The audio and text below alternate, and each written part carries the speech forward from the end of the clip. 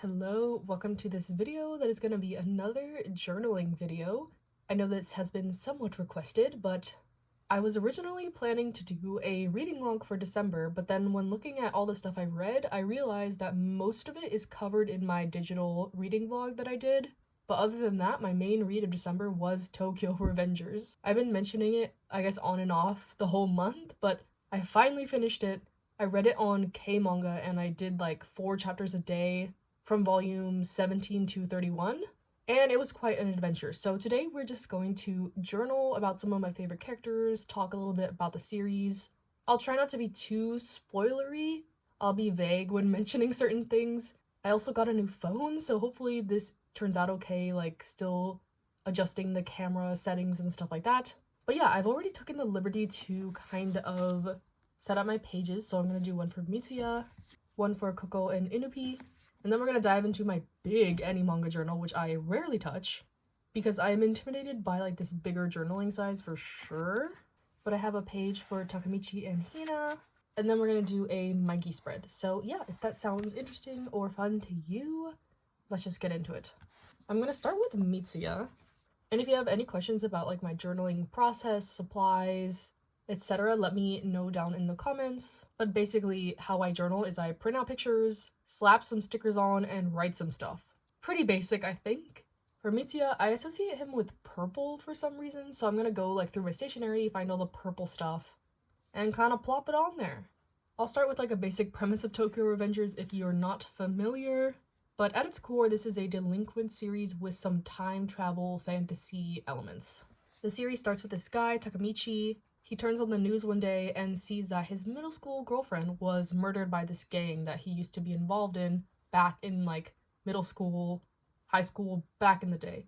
In the present, he just like works at a Blockbuster basically, kind of not doing much in his life, but seeing this on the news spurs him into action, and he ends up finding out that he can go back to the past. So he goes back and he's gonna try to prevent her from dying.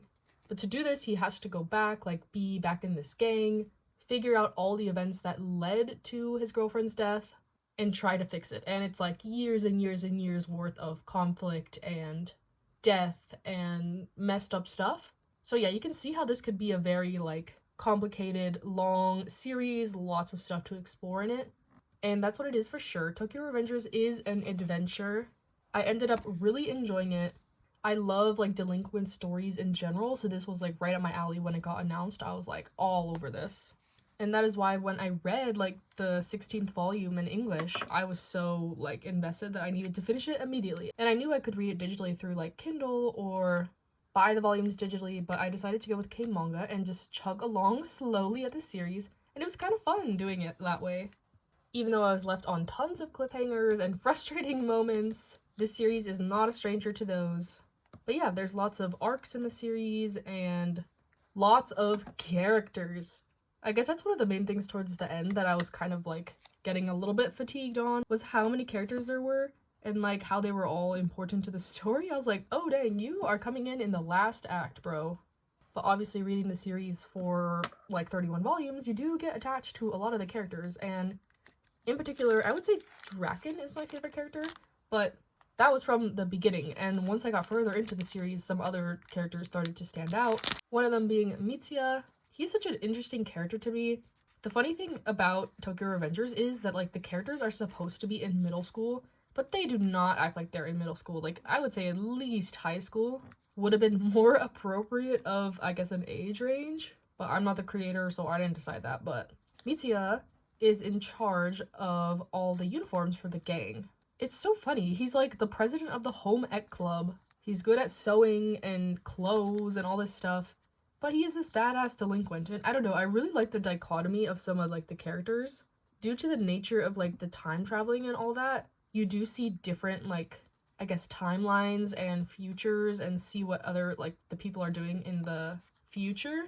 And there's one timeline in specific where Mitsuya is like in this fashion design competition, and the dress he makes is so beautiful, stunning, gorgeous gowns, and I was like, a middle schooler made this. So I don't know, it's like a little bit unrealistic and it's kind of funny. And yeah, I don't know, I like Mitsuya a lot. He has a bunch of siblings that he takes care of. there is an arc kind of featuring him and one of his childhood friends. That's the thing with these characters. Since they're so young, like in middle school, a lot of the characters are like childhood friends and like they've known each other growing up and all this stuff. And I was like, I guess, yeah, that's pretty recent for them. Like elementary school age is not that far away. But yeah, Mitsuya gets some good time in the spotlight. He's not like a main character, but he is recurring. He is a slay. He is a main slayer for sure. I really like Mitsuya. But like I said, some of the characters have kind of like funny jobs growing up that you wouldn't imagine. Like one of them ends up owning like a pet shop. Some of them are like models and CEOs, business tycoons. But yeah, it is pretty satisfying to see what some of the characters end up doing after all the turmoil. This series definitely puts you through the ringer. Every time I think like something good is finally gonna happen, it's just like, no, you thought, nuh-uh. Nobody gets a happy ending here, basically, in the moment. And I think a lot of people have talked about the fact that kind of like the last arc is a little bit weak, and I also agree, but honestly, the journey to get there was good and satisfying enough, in my opinion, to rate this series like a 8 out of 10. I would highly recommend if you want like an action, fast-paced, somewhat brutal, like some of the action is intense. Again, these freaking middle schoolers, some of them are so like ripped, jacked up. They fight like MMA fighters. Like, I don't know. They're riding motorcycles. That's another big like aspect of the gang. They ride motorcycles. And yeah, like what is going on in Japan? I know it's a fictional story, but it's just kind of funny. Also, like you can see kind of on like this picture of Mitsuya, he has a freaking like face tattoo. So do many of the characters. They're tatted up. I don't know.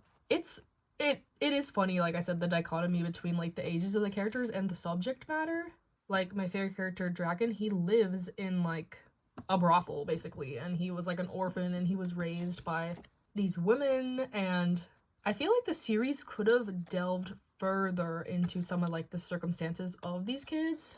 The series is surprisingly family oriented. Like a lot of the turmoil has to do with family and kind of family conflicts, sibling drama, lots of sibling drama. These people, they have a lot of sibling issues, that's for sure.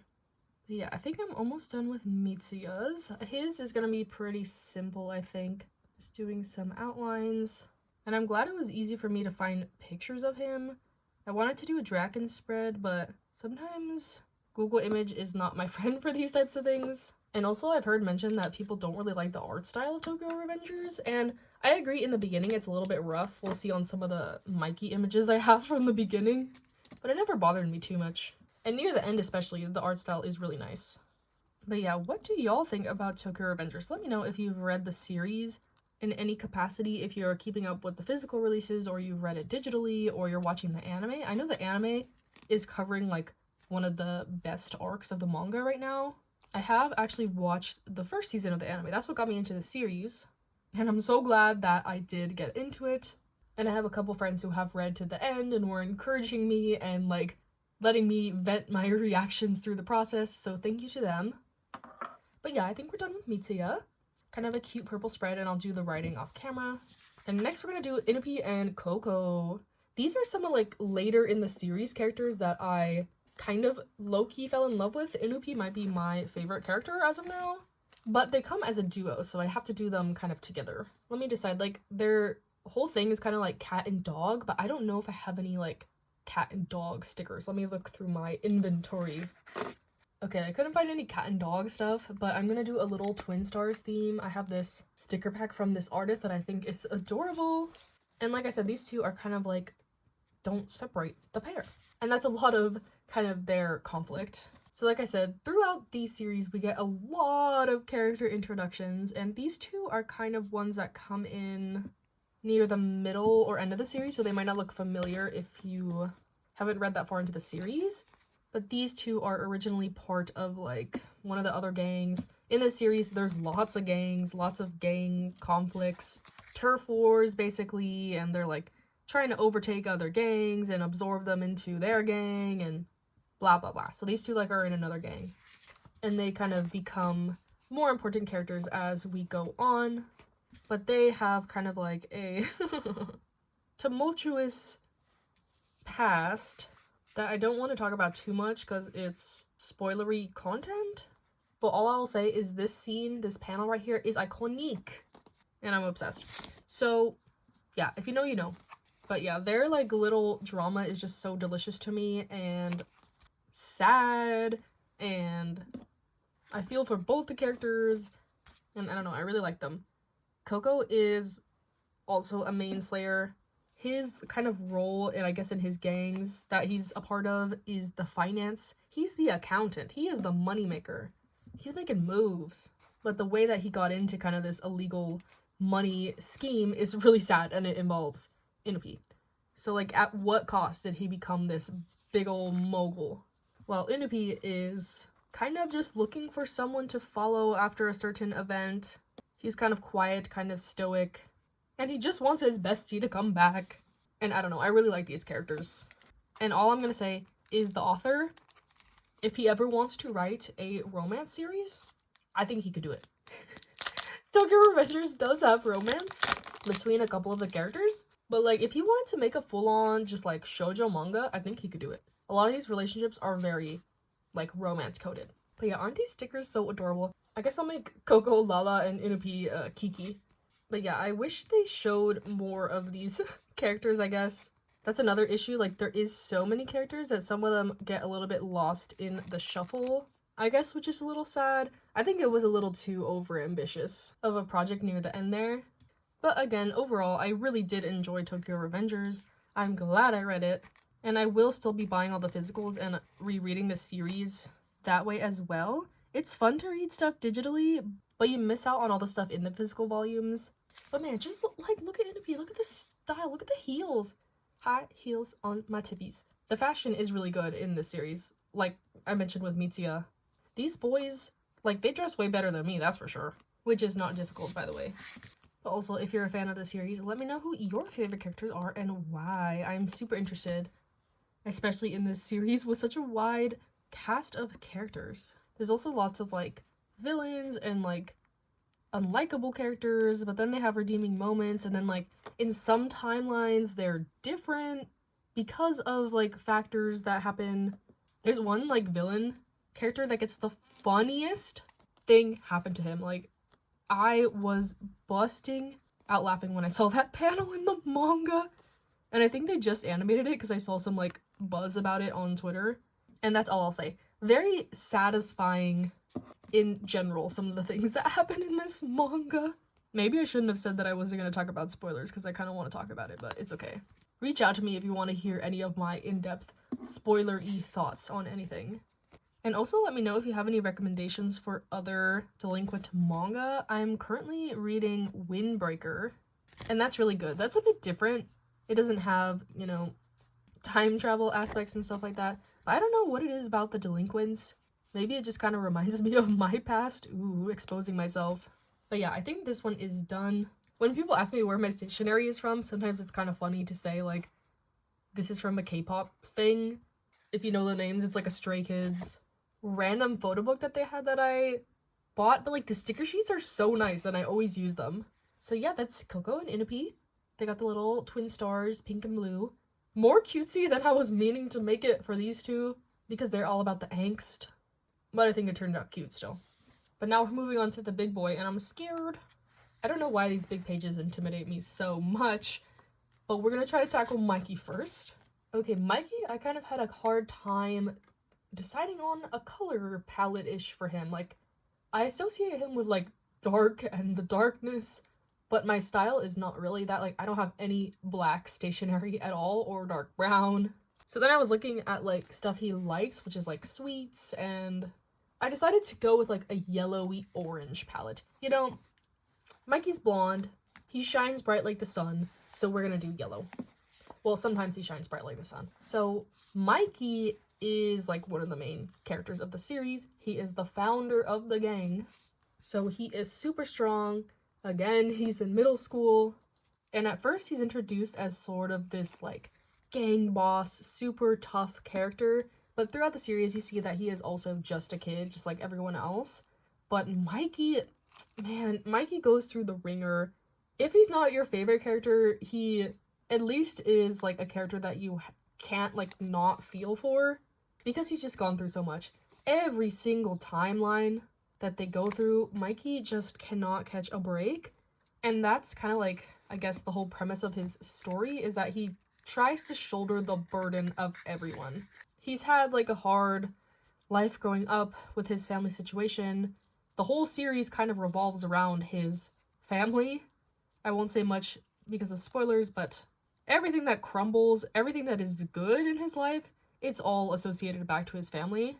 And yeah, Mikey, like I said, he's this super powerful guy. He's like the most badass dude, but deep inside he has this thing called the dork impulse. Like, it just takes over him and he does not know how to act right. It's all this like, it's like an amalgamation of all his trauma and all just like the bad things that have happened to him, and it causes him to kind of like black out and do things that he like wouldn't normally do.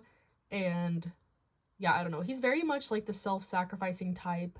He'll do anything to make everyone else happy, even if he has to suffer. And it's like, Mikey, I just want everyone to be happy. Like, that is literally the whole feelings about this manga, is if everyone is happy, I'm happy.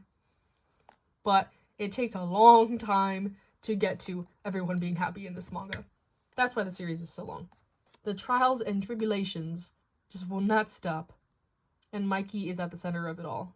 In every timeline, something like different is happening to him, and some are just so heartbreaking. I can't say much without spoilers again, but like, damn. This series never made me straight up cry, but I was welling up at parts. I do think it also does quite a bit just for shock value, especially near the end. I think near the end, the author didn't really know how to wrap it up, so he was kind of just throwing everything at the wall, but I don't appreciate him playing with my emotions like this. Dang. Like, even some things like you think got resolved, like, still happen because of like the time warping, and it puts you through the ringer emotionally for sure. But yeah, that is my spiel about Mikey. And even though I don't have a Draken page, I'll talk about him too. He was my favorite character from the start for sure. He's Mikey's best friend and kind of his like person that tethers him down to earth. I don't know how to call it. Like, his sidekick, but like more than just a sidekick. He's like the one that grounds him. The voice of reason, that's what I'm saying. The voice of reason in his life. He's the one that like was raised in the brothel, and he just seems so mature, like beyond his years. And he has a relationship with Mikey's younger sister. So they're like pretty much family at this point. And like, if it's not Mikey like going through the ringer, it's like his family and friends going through it. Just for, I don't know, there's like all the bad guys basically want to like destroy Mikey's life. And to do that, sometimes they attack him directly, and sometimes they attack his loved ones. And yeah, it's really hard to read in that aspect, especially when some of my favorite characters are Mikey's closest friends. So yeah, to reiterate, if you are looking to get into the series, be prepared for pain. Pain, pain, pain, pain, pain. I think that's like some of the reviews I left on some of the volumes on Goodreads. I just put pain. Some of it, like, I think is warranted, and like I said, some of it I think was a little bit forced. But maybe that's just me wanting to protect my heart talking. Like, why'd they have to do that? But Draken is also like really badass, super powered middle schooler, and he is definitely like a necessary character just to bring some reason back into this gang. Okay, I don't think this is turning out too bad. I'm utilizing the space, right? And for people who like want to know what I'll write, I guess you can pause at the end and see exactly what I wrote. But basically, like, everything I'm saying right now is what I'm gonna write. Like, I love Mikey. Makes me mad at how much like BS he had to put up with in the series. He's just a kid, just like everyone else, trying to do too much to protect everyone. Just like, rely on your friends. They all love you. Like, Mikey is like idolized so much in the series, to the point like I don't think he like understands the extent of like how much these boys trust him and follow him and look for his guidance. But that can also be, you know, a ton of pressure on this like 12-year-old boy. So it makes sense that he kind of loses it a little bit from time to time, but he is a victim of the circumstance. And yeah, a lot of the like plot twists and big reveals are just at the expense of Mikey. Like, look at that smile, look at that face, he looks so cute and happy. But then, like, looking up the images for like Mikey, I was met with some things I did not want to look at again. I said last time I was gonna do like ask for some Q&A questions in case I ran out of stuff to talk about, but I forgot. So I'll just do some general life updates. As you can probably tell from my voice, I am still like super congested and I have not been able to shake this sickness for like 2 weeks. It's the last day of the year. Woot woot, Happy New Year. But I missed like Christmas with my family and all this stuff, which was kind of sad. So I've been having a little bit of a lame end of the year. But, you know, we're hopeful. 2024 is coming. It's a new year. It's a new dawn. It's a new day. And I'm excited, honestly. Like, I'm gonna try to get my act together in 2024. Hopefully film more videos. Not be in such a slump. Things are going well for me at work. My manager just retired, and our new manager, I think, is going to be a lot better, and my stress levels are going to be much better. So yeah, I'm optimistic. I am hopeful for the future. What are y'all's like goals and plans? Anything big coming up in the year other than just work? I have made some plans for my birthday, and I might be going to Europe, which is kind of exciting. I've been to Italy before, but that was a long time ago. And this time I think I'm gonna go to Croatia. So if you'll have any tips and tricks for me about that, let me know. But I think we are good with Mikey. Lots of space for me to write. And then the last one we're gonna do is kind of like an overall Tokyo Revenger spread, but featuring Takemichi and some with Hina. I didn't put too many pictures of them because spoilers, but yeah, okay. For these two, I am just gonna do a pink explosion lovey-dovey theme. It's gonna be like a Valentine's Day thing because these two never get to just like be a couple and be happy. So like I mentioned, the whole, I guess, start of Tokyo Revengers, the whole reason the story exists is because of this romance. The romance for all ages. Not really. I mean, Takemichi looks at the news. His middle school girlfriend he sees is dead. Okay, and like, I don't know, I guess for most people, like, a middle school relationship is not that serious. But for Takemichi, like, this is the only relationship he's had. Like, he truly loved her. He basically broke up with her to protect her because he was, like, involved in this gang. And, like, he didn't want her to get involved. And they just, like, never really had contact after that again. But, you know, in seeing this news, he just, like, realizes that he messed up. And his, like, main motivation in, like, going back in time and, like, living through this so much turmoil and drama is to save her. And, like, stuff, this relationship is, like, heartbreaking. They are so cute together. Like, I wish we kind of saw more of, like, their romance, I guess. But Hina is a superstar. Like, I really love her as a character. I guess this is a little bit of a spoiler, but Takemichi does end up telling her about, like, the whole time travel stuff. So she is aware, and, like, just the way that she supports him in it is so good. And also her brother is the one working together with Takemichi through most of the series to try to save Hina. So it's not just Takemichi alone trying to do this. Her brother, like, ends up being a cop / like, detective. So he can get, you know, like, insight on the gang members in the future. And to go back in time and stuff, Takemichi has to shake her brother's hand. That's, like, the trigger. But yeah, it's like these two men against the world trying to save Hina. But man, some of the ways she dies in the timelines are brutal, and my girl does not deserve that. Like, honestly, at some points in the series, it feels like Hina is also, like, one of the time leapers, I guess, because she's so also, like, wise beyond her years. She's kind of like Draken to Mikey, kind of like the, yeah, you know, voice of reason to him. She sees him getting beat up, like, on the daily, and is like, why is my boyfriend an idiot? Like, I know he's doing it all for me, but can he chill? Like, honestly, Hina is a queen. And the ending, I will just say, is very satisfying for them. happily ever after. Like I mentioned with Inopi and Coco, like, if the author just wanted to make a romance series, I think he'd be very successful at it. Hire me as your editor, and we'll make it happen. I very rarely use washi tape in my spreads. I don't know why. I have a ton of washi tape, but in my small journal, I guess I don't have as much room for it, but one of the advantages of the big journal, I guess. But yeah. And then Takemichi, the main character, I guess.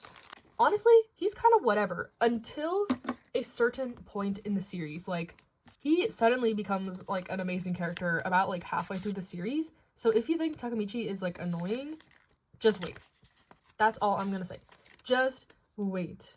But his whole thing is that, like, he never gives up. Like, he's not strong. He is a weakling compared to all these, like, you know, badass middle school delinquents. And he is just, like, kind of trying his best to even, like, survive in this. But he will take any punch and he will get back up. He will smile. He will not back down in the face of adversity. Like, he just doesn't quit, which is his strength and I guess also his weakness. Like, man, like, he is getting beaten to a pulp to prove a point. And it's like, okay, there's other ways to go about this, but if that's what you're gonna do, that's what you're gonna do. And he kind of earns respect in this way also. Like, people just see him kind of as, like, a beacon of hope, and they're like, okay, this guy, he's, like, not really strong. He's not a fighter. Like, why do we like him so much? Why do we respect him? And it's just, like, his tenacity and his determination. Like, it sounds cheesy, but, like, Takemichi does not give up. And it's crazy, like, his character development coming from, I mean, like, when he's an adult, like, discovering all this stuff, he's literally, like, a bum. He's a bum. And this whole conflict kind of just motivates him to get his act together. And it's, like, so satisfying to see the power of love. You see what the power of love can do? But, yeah, I would say Takemichi is a great protagonist. Fight me. And, like, even though his motivation originally was to, like, save Hina, he gains, like, even more motivations throughout the series. Like, he also is another character that wants everyone to be happy, but sometimes he neglects himself for sure. Like, bro, what about you? Like, who's gonna take care of you? And, well, he kind of has Hina for that, which is nice to see. She picks up all the pieces and is a shoulder to cry on for him, and yeah, I don't know. They have a really nice, like, supportive relationship like that, and I love them. I guess the only kind of thing about it is that, you know, he has, like, the brain of an adult when he's going back in time and doing this stuff, while Hina is still, like, a middle schooler. But once he, like, explains to her, like, what is going on, I think that takes their relationship, like, up to the next level, because, like, she understands the implications of it. But yeah, I think they have, like, a really nice dynamic, and it's probably one of the best relationships I've seen in, like, a shonen manga. Just in terms of, like, that she's not, like, a damsel in distress character. She's strong in her own way. She is supportive. There are not many female characters in Tokyo Revengers, but they're all, like, really well written in my opinion. There's one, Senju, who is, like, also, like, a gang leader, and she is super badass. I really like her. She's not introduced until, like, the end of the series. But yeah, so if you're worried about, like, sloppy, I guess, female characters in the story, you don't have to worry about that. They are all great. I mean, I kind of, like, the only ones there are Hina, Senju, the gang leader girl, and then Emma, which is Mikey's little sister. And there's one other sister character, but she's also badass, like, bang, kicking butt and taking names for sure. But yeah, I definitely warmed up to Takemichi. You gotta respect the man for going through all this crap to save all his friends. And, like, it's kind of funny, like, seeing their progression of warming up to him too, because at first they're like, who is this dude? Like, he can't even throw a punch. Like, what is wrong with him? To hailing him as, like, a leader. Yeah, it's really nice to see. But yeah, I think I'm done with that. I'm not gonna do, like, a title for this one, because it's just gonna be my general, I guess, concluding thoughts about the series and Hina and Takemichi. So yeah, let me do the writing and then I will come back to wrap everything up. And okay, that is the end of this video. Here are kind of the final results of some of my pages. Let me know if you like this sort of very casual review journal style video. I think I'll like to do this more when I do finish a big series like Tokyo Revengers. It's very satisfying for me to kind of, like, wrap everything up in this way. I might do some more journaling I'm reading like the letter to Baji Keisuke, letter from Baji prequel, and that features Baji and Chifuyu, so I might do some spreads for them and more characters down the line. But yeah, hope you enjoyed this little video. Stay safe, stay happy, stay healthy, and I'll see you in the next one.